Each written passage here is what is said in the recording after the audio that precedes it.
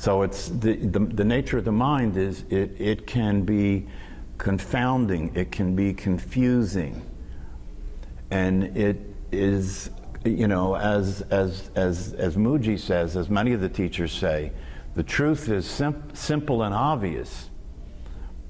The human being and the mind is complicated and confusing.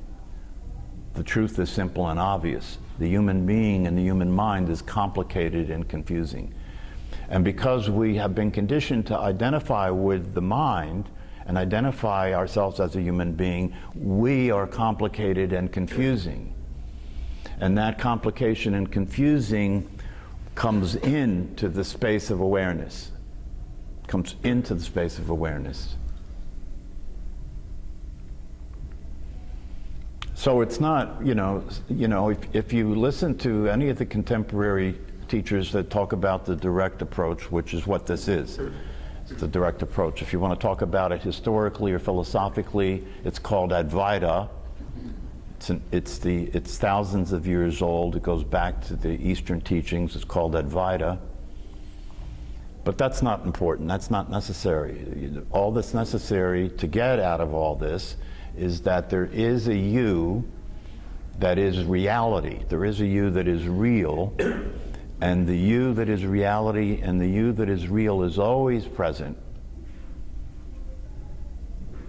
And it has been overlooked and continues to be overlooked by almost all of humanity, because when we are born, we identify with the body, we identify with the thoughts. When we get language and thinking become the way that we relate to our experience, yes? When you get thoughts and you have language and thinking become the way we relate to our experience, and the you that you consider yourself to be lives in that language, doesn't it? Yeah, the you that you consider yourself to be lives in that language. When you were a baby and you learned your name, that's when you got created as a person. You learned your name, you got created as a person. When you were told to look in the mirror at your reflection of your body and you were told that's you, that's when you got identified with your body. And this conditioning becomes so complete. It becomes so complete that it is considered to be reality. Is it not? I mean, is it not the case that almost all of humanity is not asking themselves who they are? Almost all of humanity is not interested or curious in reality, in the truth, in who they actually are. I mean, if you look at your own experience, and you know, when I look at my own experience and my own conditioning, right? Up until a certain point in my life, I wasn't seeking any answer to who I am. But that wasn't a question I had. As far as I was concerned, that was obvious. Why would I ask that question? That's a crazy question. I know who I am. See how total the conditioning is? And because it's that total, even when you hear the truth, if you do this contemplation that we just did, and you look at what's being pointed to, there's no way not to recognize what's being pointed to. It's there, it's direct, it's obvious, it's experiential. There's no way not to see what's recognized. And yet even when it's seen, the mind will come in afterward, you know, and say, oh, that was interesting, or, you know, or I wish there was more time, more silence there so I could have really enjoyed that, or you know, what happens for me is that I criticize myself. You see it? You go right into the voice. Because we don't know how to be. You know, human beings literally learn not to be. They learn to think. Literally learn not to be. The baby knows how to be before it has language. It's being, it's just being, right? It's just being. That's why if you know, it's a useful thing to do whenever you're around little kids, to make eye contact with them, right? And see what openness looks like. You know, they look right into you. They come right into you, you know what I mean? I love it. And the thing about it is, if you look into the eyes of a child that is pre-language, an infant, right? You're looking at yourself. You're looking at yourself, because the eyes that are looking at you don't have an identity. That's not a person yet, it's a being. That's a being human, not a human being.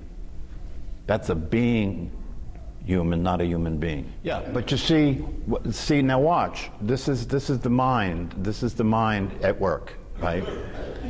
Because the argument Christine makes is, that's an argument that's easy to agree with, right? But the reality of it is, the only thing that has that argument work is the idea that you're there before awareness is. That's what has the argument work. Well, you've got to be aware. You see, you're aware. You've got to be aware.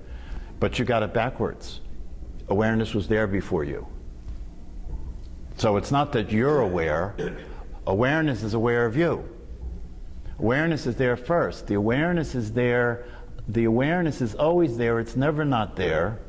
So when you're thinking, you're identifying yourself as the thinker thinking. And that's all happening in awareness, but you're totally unaware of awareness. Because you are identifying yourself with something that appears in awareness, thinking that you're real, and awareness is something that you have, you see? Rather than awareness is here, and you're appearing in awareness. And you, like everything else that appears in awareness, is time-bound. You, like everything else that appears in awareness, is constantly changing. Are you not? Your body's changing, your thoughts are changing, your feelings are changing, everything outside of you is changing, everything is changing. It's all unstable. This is the thing that's important to understand. This is why we're so crazy. I was thinking, this morning I was lying in bed thinking, I was trying to think of a human being that I came across in my life that was stable. Really. I really was trying to think. I was trying to think, is it just me? Is it just me? Is it just me that I have only met unstable people all my life? And there are stable people somewhere, right? But even before I became a psychologist, I was thinking back then, maybe then I knew somebody that was stable. And then I was thinking of it in terms of people in relationships. If you want to really see the instability that is part of being a human being, look at the instability in relationships. I literally could only think of a couple of people out of hundreds and hundreds of people that I've come across in my life that had successful relationships. Look at it in your own life. And including myself, I didn't have successful relationships either, right? And when I was younger, I as most people do, considered that to be an indication that I'm not okay, that something's wrong with me. And that's another aspect of the instability and the common experience of humanity. Something's wrong with me. I'm not okay. You want proof? Just watch me behave. You want proof? Just ask me about my relationships, right? Right? But you see, the reality of it, the reason that that's the case is because who we consider ourselves to be can't be anything but unstable. Can't be anything but unstable. If you come together in a relationship, right, and you make, relationships between men and women or partners or whatever it is as far as sexuality is concerned, right? Originally, the idea of it had to do with procreation, right? And so our brains and our minds are set up in such a way that you will be attracted like a magnet to the opposite sex, right? And certain parts of your body provide pleasure so that that motivates you to connect with the other sex, right? To procreate, right? And when that happens, you fall in love. As part of the attraction, the whole, you've been there. Most of us have been there, right? You fall in love. But does it last?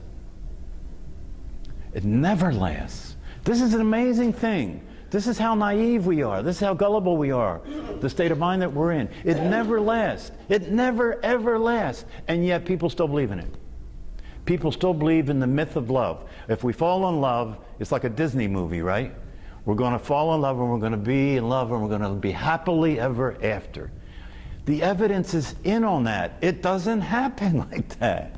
It doesn't happen like that. Romantic love versus unconditional love. Yeah, well, that's the only love that people know. That's the only love that people know. Unconditional love. It's your dog. That's the only example I can give. Well, yeah, That's it. but you see, the unconditional love that the dog has is because the dog is an unconditioned being. It's an unconditioned awareness, you see. The problem with human beings is we're a conditioned being. We're a conditioned awareness. And so when we talk about unconditional love, it's usually a philosophical conversation because almost none of humanity really understands what that is. And the evidence for that is the fact that that's why we can't get along in relationships, because we're incapable of being love, of being unconditionally loving with one another. It's conditional. That's why the relationships fall apart. Because when everything comes into sync and we fall in love, we fall into this Disney myth about love forever and all that jazz, right? But then we get married to make sure that it's legally binding to protect ourselves, right? So even in the back of your mind, you know, well, you know, we better make sure that this person can't get away. Why? Because you know things are going to change. It's inevitable that it's going to change. It's inevitable. If you were going to be realistic, if you were going to really be realistic and you really understood what was going on and the instability of your own mind and the other person's mind and your own emotions and the other person's emotions and the instability of life and the situations you're in, if you were going to be really realistic, you would be preparing for when you hated the person you fell in love with. You'd be preparing because you would know that was going to happen. And if you knew it was going to happen and you were prepared for it, then you might be able to discover what unconditional love is. Because when that happens, right, if you don't know what unconditional love is, then the relationship starts to come apart, doesn't it?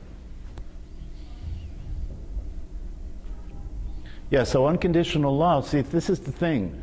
Unconditional love is either a philosophical notion that people have that they aspire to or that they think, you know, would be the fulfillment of what it means to really be related as far as love is concerned. But it's an impossible experience for somebody who's conditioned. It's an impossible experience when you're identifying yourself with who you are as a conditioned human being. It's an impossible experience.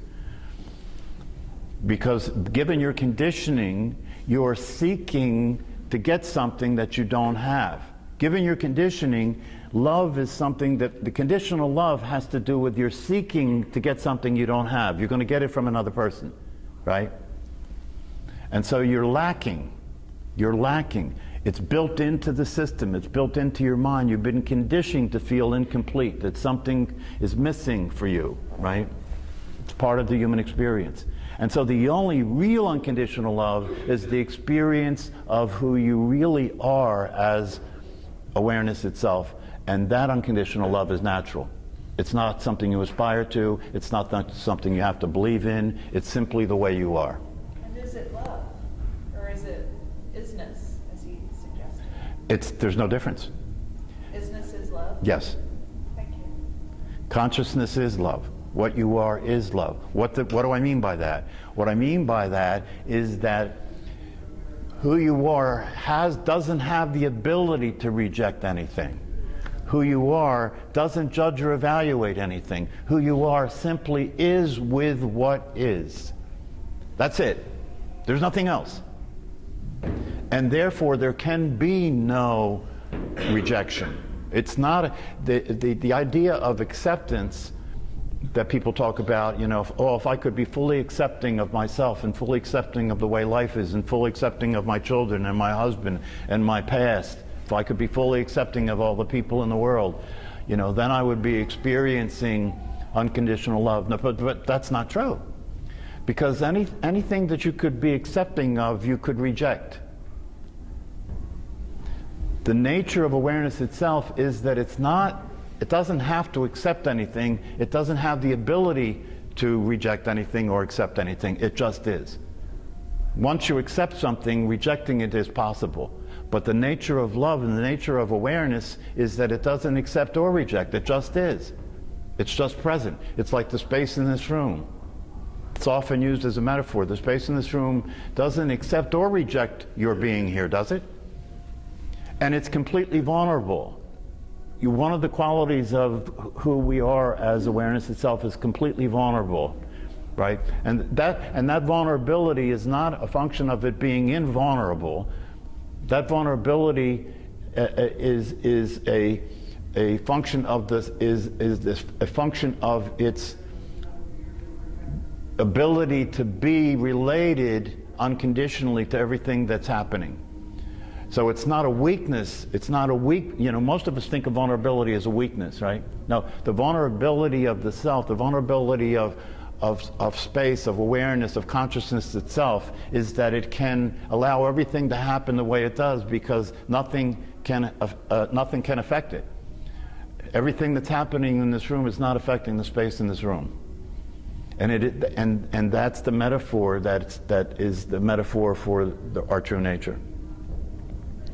So the point of the whole thing is the idea, I was listening to Rupert Spira the other day, and he uses an analogy to talk about this that is helpful for people to understand what goes on. And the analogy he uses, he talks about an actor by the name of John Smith, right? And John Smith is an actor that plays King Lear, the Shakespeare play, right? And he's a great actor, and he plays King Lear. And one night after the play, he leaves the stage, and he goes off to the side of the stage, and he's talking to a friend of his, and he's telling this friend how miserable he is.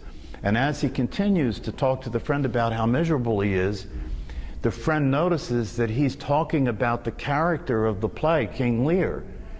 He's talking about the situations that King Lear is in. And his friend says to him, wait a minute, you're confused. You're not King Lear. You're John Smith. And he said, oh no, I'm King Lear, right? And so over time, this friend kept meeting with him and asking him, to pay attention to reality, to the situations that existed in his life. And it gradually, over time, he started to come back to the experience of himself as John Smith, okay? So this analogy is like you and most people, most of humanity is stuck in the role you're playing, like he was stuck in acting as King Lear. And so you come to a class like this and you hear that you're not King Lear, right? That's what happens. You hear that, but you see, you're just like John Smith, right? Because you hear that you're not King Lear. But if we walk outside of this room and we get talking, you'll talk about the drama of your life and your misery and your problems the way he was talking about him being King Lear. Won't you? Don't you? Because your life is the play you're in, and you're the actor in that play, like he was King Lear in the play. And it's so complete. You see, he was doing the act so well and so consistently that it flipped and he thought he was what he was acting as. And it took him a while gradually to come out of that and realize that he was John Smith. Now here's the question. Did John Smith, over time, because of the interactions with his friend who was trying to get him to see clearly what was going on, did John Smith, over time, because of those interactions, right, wake up and realize that he wasn't King Lear?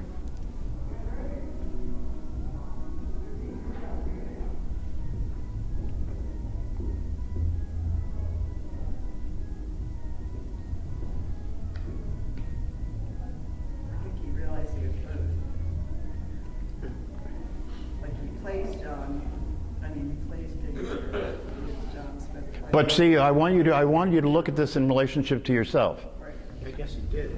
If you keep coming to class and I keep talking to you and we keep listening to this contemplation, and gradually you start accepting the idea and really experiencing that you are the isness, that you are the awareness, right? Right? Will that have been because you as a person kept doing the work and making the effort and listening to the invitation until eventually you woke up?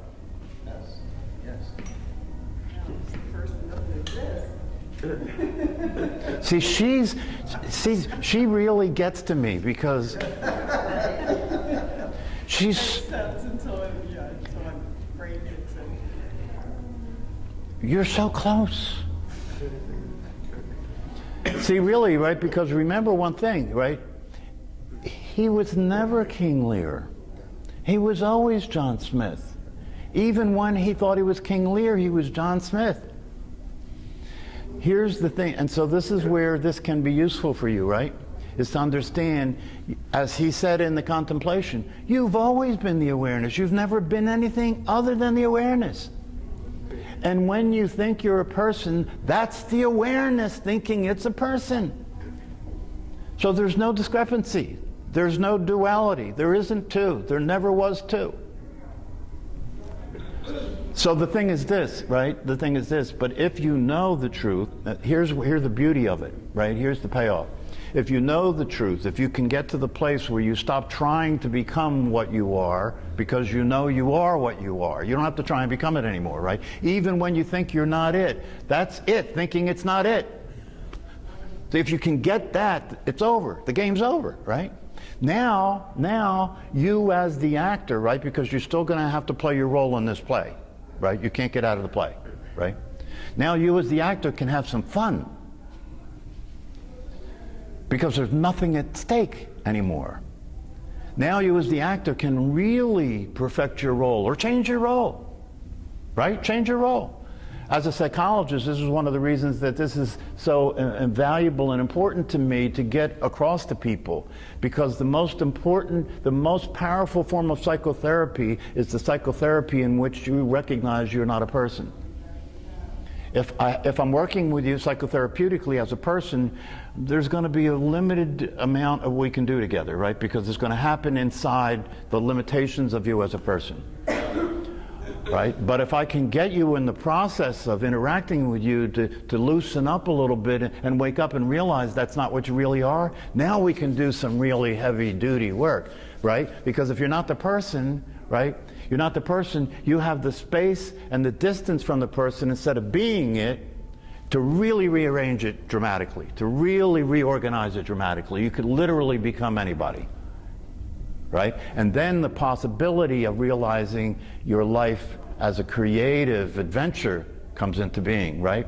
Because if I were to ask all of you right now, if you could be anybody you would want, if you could be anybody as a person in the world, right? Any way, anybody as a person in the world, what would you choose?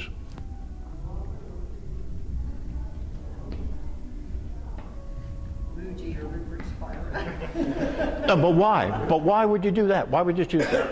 Because they know the truth. They're living in peace and freedom, less suffering. Okay, so basically what you're saying, you choose to be yourself.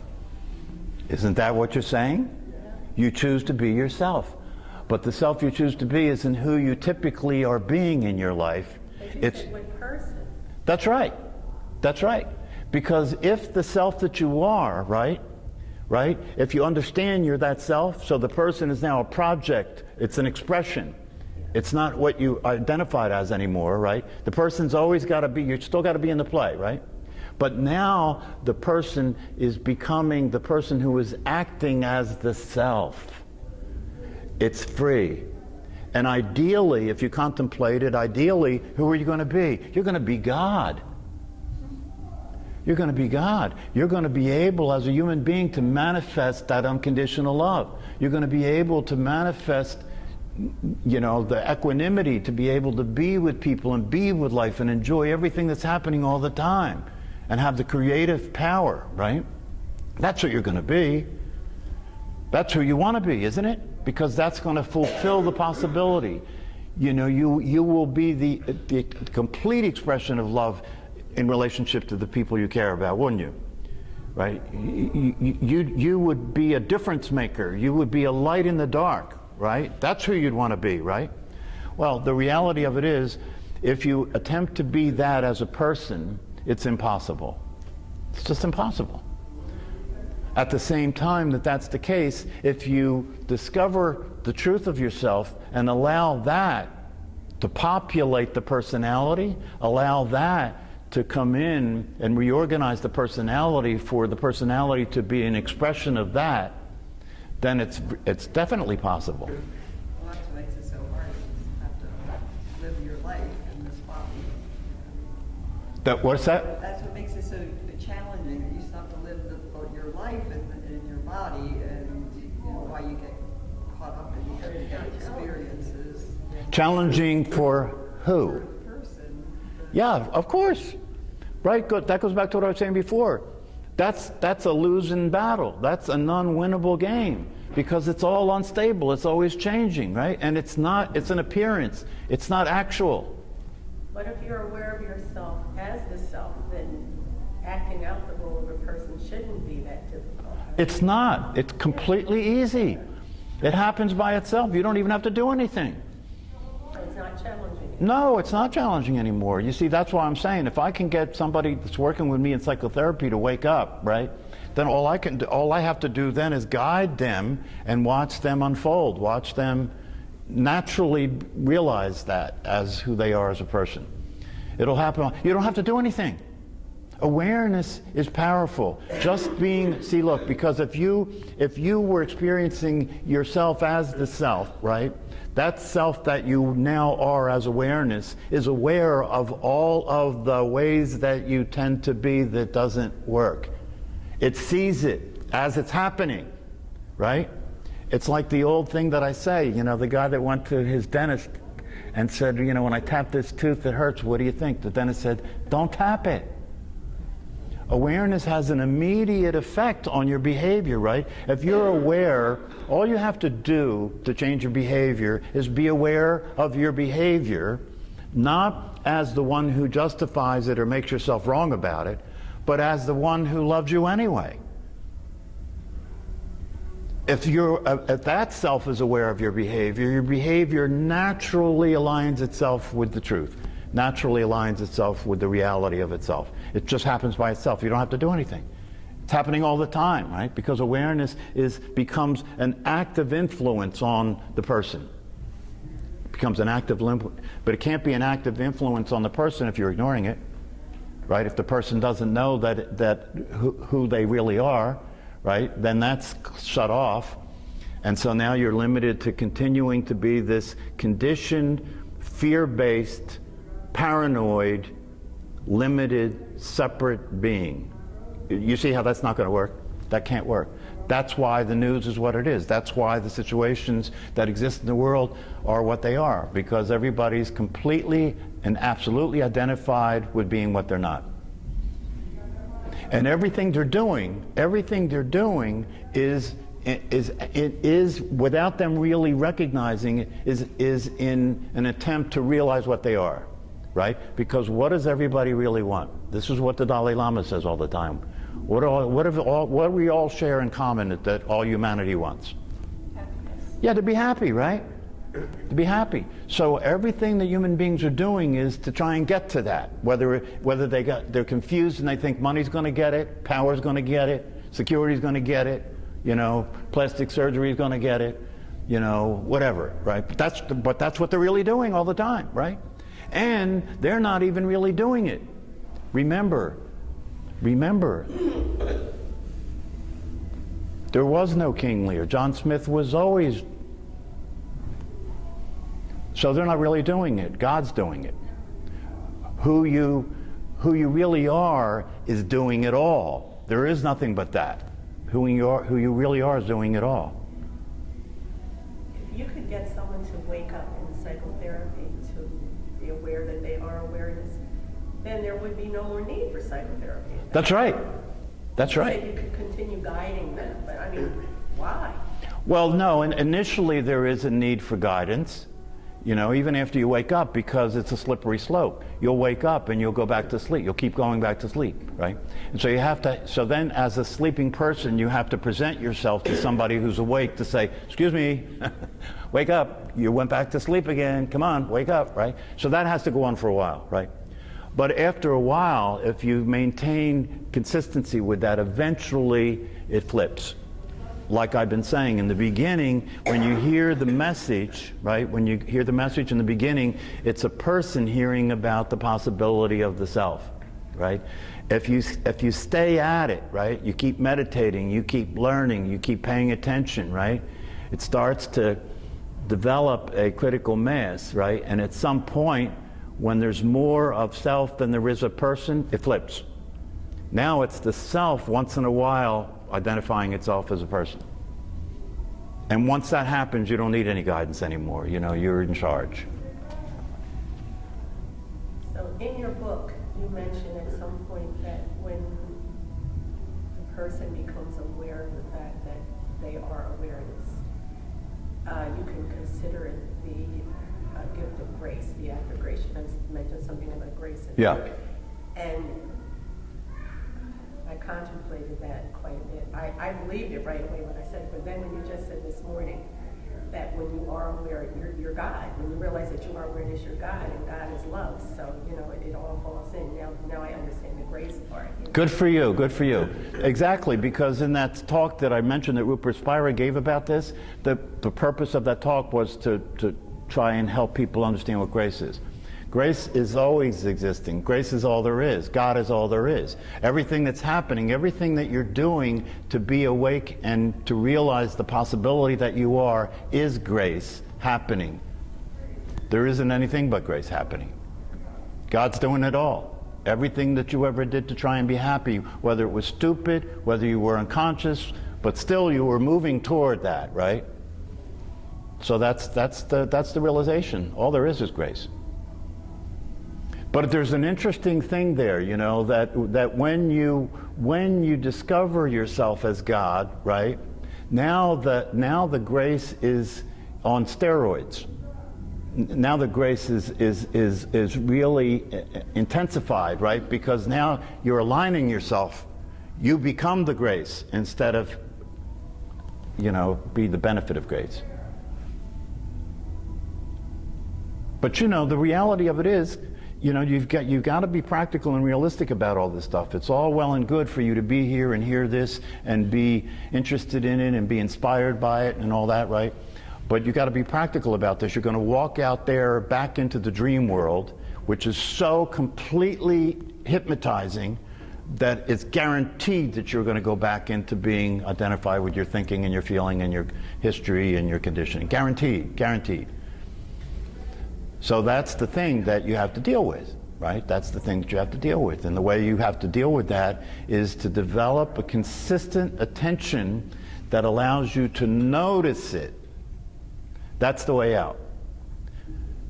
The way out is to notice that you're not in. You know, that's the paradox, right? You can't get out of something you're not in. You can't stop being what you never were. All you have to do is notice it. And when you notice it, it's just instantaneous. You're not it. Instantaneous. I worked with people in prisons for 30 years, you know, that were as deep in and unconscious and stuck as anybody in humanity, right? And when they get this, they're free.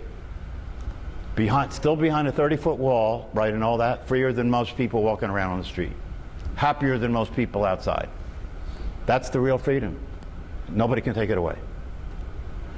Okay, see you next time.